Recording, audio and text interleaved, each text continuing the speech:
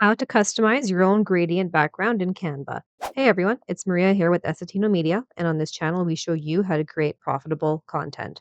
Okay, so I think a lot of you know that you can actually look up a gradient background, and all you have to do is click up here where it says background color, scroll to the bottom, and you'll see a ton of gradient options.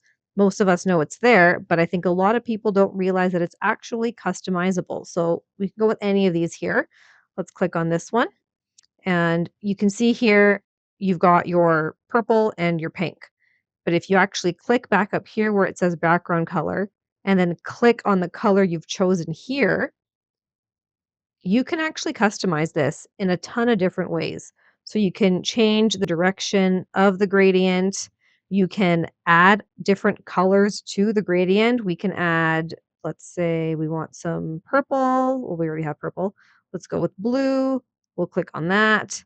And we can even add more. You can add greens and you can add yellows, and there's just tons of different things you can do, and then same thing, you can change that's pretty cool.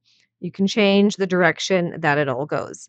Now, you can also do the opposite. You can go and delete all these colors. So you would click on each individual one, click on delete, and you can also adjust the transparency. So you can see here, maybe I don't want the blue to be that blue, maybe I want it to be a little bit lighter, maybe I just want it to be completely white. And same thing here. We can make this completely transparent, and then we can just have a purple gradient with nothing else to it. Now, the same thing applies for shapes. So what we would do here for a background, we could also do for a shape. So let's just delete this completely, and let's add in, let's just do, a circle here.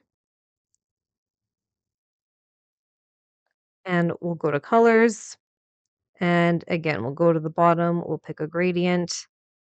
And so you see here, we've got the basic color, but if we go back to the top here and click on the color, and again, we want to double click on the gradient we've picked at the top, and the same thing, you can customize it exactly the way we did for the background. So this applies for both backgrounds and for shapes. So I hope this helps. This is a really easy way for both pro users and free users to completely customize their own gradients in a ton of different ways. If you've enjoyed this tutorial, let me know in the comments below or by hitting the thumbs up button. That would be greatly appreciated. Thank you so much for watching, and we'll see you in the next video.